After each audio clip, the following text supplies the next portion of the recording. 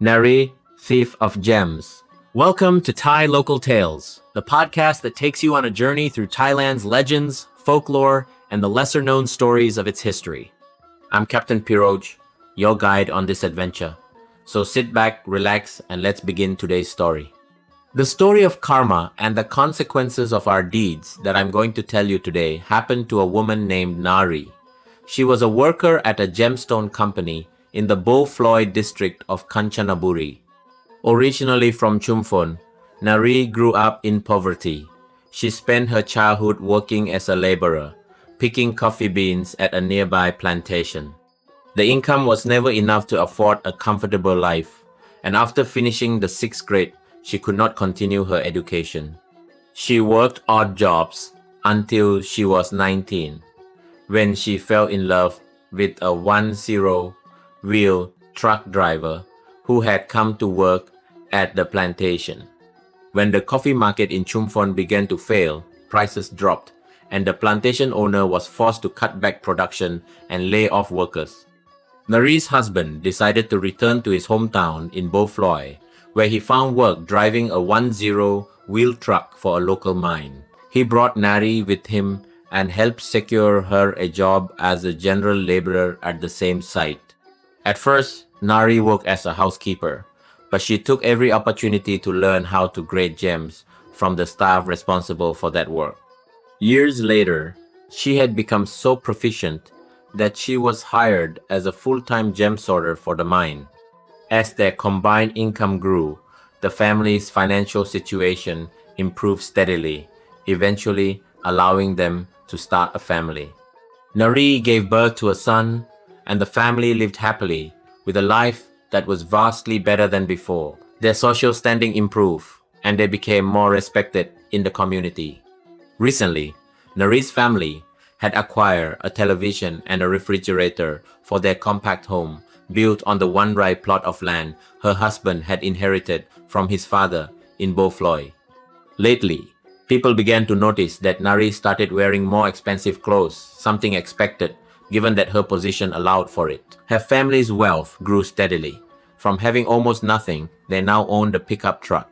Her husband had left his job at the mine to work independently, often hired by merchants to transport produce and various products from Thong Pha Phum to Bo Phloi, which noticeably elevated their family's living standards during that time. However, cracks began to show in Naree's family life.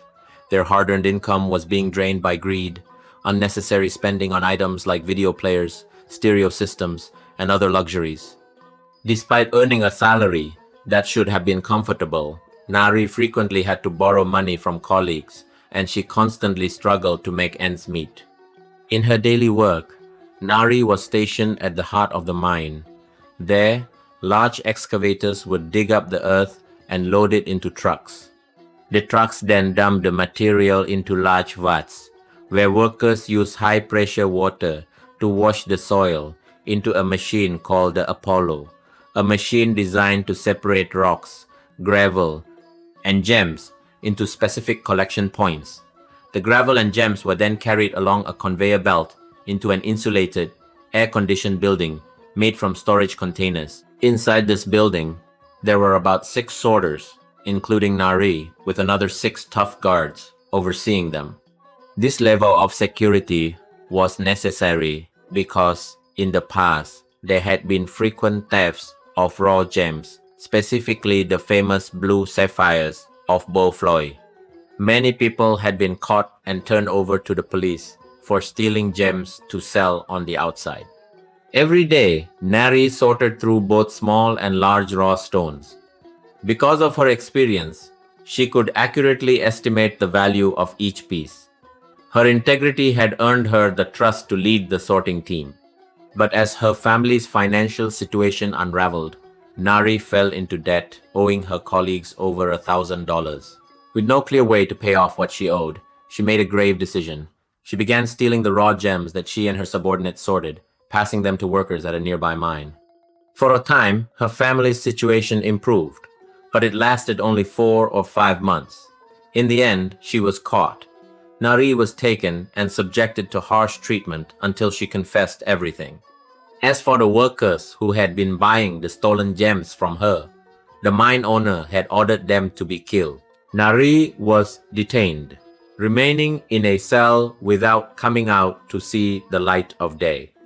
Every item of value in her home was seized by the mine to be assessed, but the total value still didn't come close to covering the worth of the gems she had stolen and sold. Her husband was powerless to help. In the past, anyone caught committing such a crime would have been shot on the spot. However, Naree was a long-time employee who had once been a favorite of the mine owner because of her past loyalty and relentless work ethic. Word had it that the owner was deeply heartbroken that Naree, someone he had truly trusted, had dared to betray him so deeply. He was also troubled by the negative example this would set for the hundreds of workers under his care. The mine owner's subordinates punished her brutally. They used a welding torch to weld a piece of metal near her face while holding her eyes open. This left her eyesight, once so precise at grading gems, clouded and nearly blind. She could now only see things at a very close range. Naree's life turned completely upside down. Her status, once respected by others, fell to its lowest point, and neighbors dared not associate with her family anymore. Eventually, her husband, who had been working alone to support them, took their son and moved to another province to start a life with a new wife, leaving Naree behind in a dilapidated house without ever looking back. Naree became an outcast. She constantly reflected on how her own foolish and wicked choices had led her life to such a pitiful state. She went from having nearly everything to being destitute, scraping by washing dishes at local noodle shops. Every day, returning to her empty home was torture. She would weep until it felt as though she were crying blood, missing her son every moment and lamenting her husband's cold abandonment. The sight of Naree wandering the streets of Bo Phloi became a symbol of dishonesty. People would point to her as a warning of what happens when you act through dishonestly, a lesson that the consequences could be devastating, potentially even fatal. Naree had certainly learned her lesson and no longer dared to even consider doing wrong, but in reality, who would give her another chance? Especially with her impaired vision, returning to her former line of work was an impossible dream. Not far from the original mine, Naree asked to join a group of housewives, most of whom were the spouses of the mine workers. In the mine's standard operations, the gem washing process produced discarded stones of various sizes that the company didn't use, as they were only interested in the gems. Recently, however, people had started buying these stones for landscaping purposes. They were beautiful, naturally tumbled and smoothed by the machinery, so they had no sharp edges, looking much like river stones found in waterfalls. The mine eventually allowed these housewives to sort the stones and sell them to interested buyers at tiered prices, with only a small portion deducted as a fee for the mine. Through this, the women could earn around $3 a day, with the potential for more if they received large bulk orders. At the same time, it provided the mine with an additional revenue stream from what were once considered worthless stones.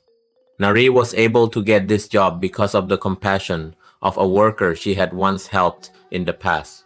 When she had hit her absolute lowest point, the seeds of the kindness she had sown years before returned to help her find work again. Even though her new role was simple sorting and washing stones from the mine front to sell to customers, and the pay was only about $1 to $1.50 a day, it was still far better than the state of starvation she had endured for months. Naree worked there patiently for several years. Over time, her past faded from memory, and she eventually married a new husband who worked at that same mine. Her status shifted from a day laborer to a homemaker, and her income more than doubled. Yet, one thing constantly served as a reminder of her past: the mistake she had once made. She vowed to herself that no matter how dire her circumstances might become, she would never let such a thing happen again. One day, while she was sorting stones, a husband and wife arrived in a European car. They asked about the prices, and she answered them honestly. They made a small purchase, amounting to only about $1 or $2. A short while after they left, she spotted the woman's black leather handbag lying nearby. She opened it and was shocked to see stacks of cash inside. She roughly estimated that there was no less than $10,000. She thought to herself, why would anyone carry this much money? She didn't know what to do, but she didn't dare tell anyone, fearing that others would see it as a lucky windfall and want to split the money. She firmly resolved to keep it safe until the owners returned. At that moment, there was no greed left in her heart. Less than half an hour later, the couple drove back to the mine, looking distressed. "Excuse me, have you seen my black leather handbag?" the woman asked, while her husband paced around, searching the area where they had been walking just a short while before. "Yes, I have it," Naree replied.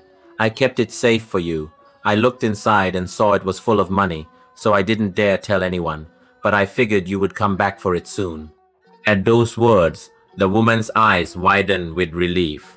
"Oh, you found it. You are truly kind. Thank you so much. Truly, thank you." She was so overjoyed and flustered that Naree couldn't help but smile back.